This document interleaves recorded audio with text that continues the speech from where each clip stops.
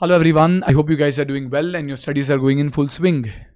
Now this video is for all the students who had applied for their certified copies post their May 25 exam results and have started receiving the certified copies. So in today's video, we're going to discuss on how do you use those certified copies, and if you see any discrepancy, how do you escalate it to the right place on the institute, and most importantly, how do you take that feedback and move forward into your preparations. So first of all, if you are one of those very few students who have received a positive change in the result, congratulations. But for a vast majority of you, unfortunately, the mail would appear that there is no change in the result. Now, as heartbreaking as it might sound, what do you do after this? First of all, out of your revision schedule, carve out some time and do a proper post-mortem of your certified copies with a pen and paper alongside. Figure out exactly the places where you lost marks and why did you lose marks. Did you not write enough theory? Did you not write proper points?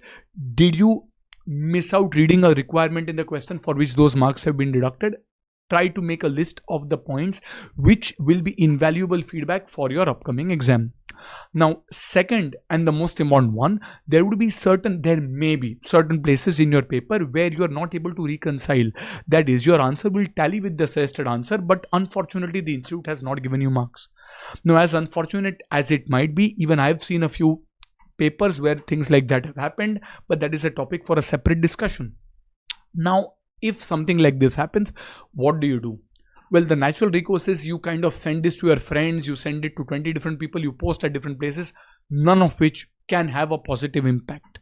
The only place where it can possibly result in a constructive feedback is if you write to the appropriate place, that is, you write to the institute.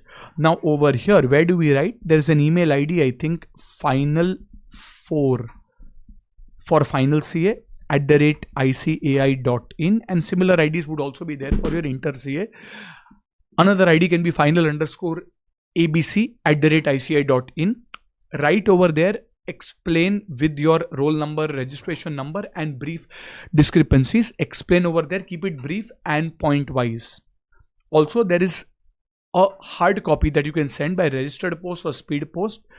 This is the letter. It might be there in your mail, or I'll share this on my Telegram channel as well. You can download and write it to the appropriate person where you explain the discrepancy in brief. Do these two things through email as well as through hard copy, and then forget about it. People will tell you nothing will change, there is nothing that is going to happen, which is possible, but our job is to try if there's a possible change. Like when I gave my 12th standard, I had a similar episode where I had exactly the same marks for a particular scholarship. I think 83.5% was there and I had the same marks, but my name was not there on the list.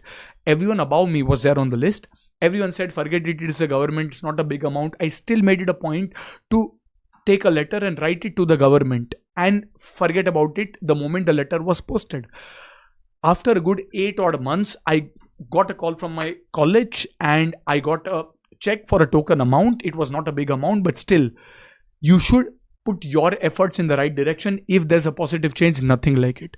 However, as accountants, we always do prudence and conservatism. That is, we will be prepared for the worst outcome, because if you are fixated into this for some time, it will keep on dragging you down, especially if you are near 58 and 59 or 38 and 39.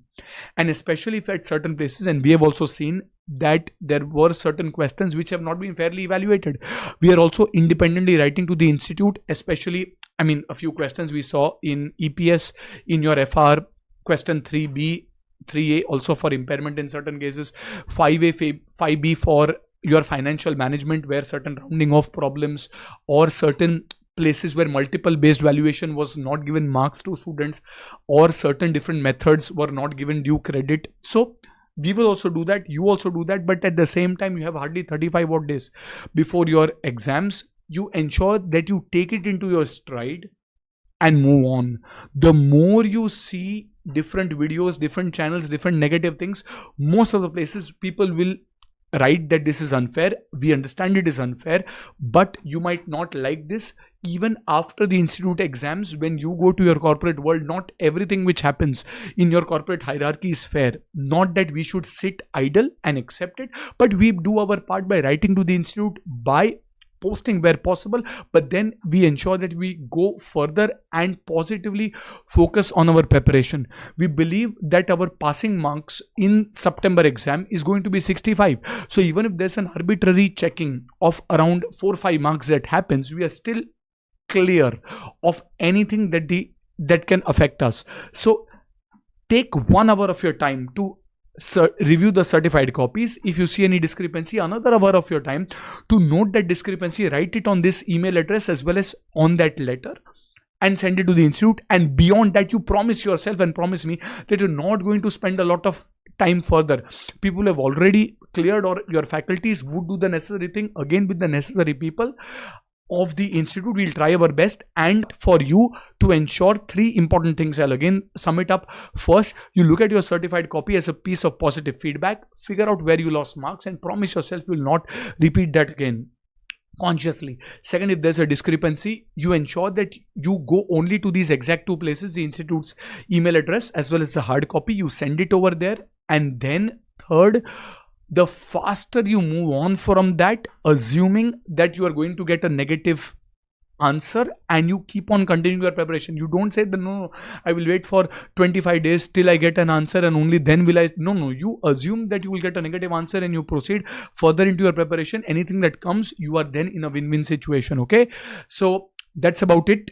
I hope that you will get back into your studying momentum. I know all the way that it is easier said than done, but the faster you take it into your stride, the better you are going to get your September 25 results, which is still very much within your control. Okay, so I guess that should be it. Keep studying, keep working hard, and don't lose faith. You are going to get that positive result. In 2025, you are going to get your prefix. If it was not May, so what? It will be September, and you are going to have a very, very happy Diwali. That is a promise you keep to yourself, to your parents, and to everyone around. Goodbye, good luck, and study hard. Take care.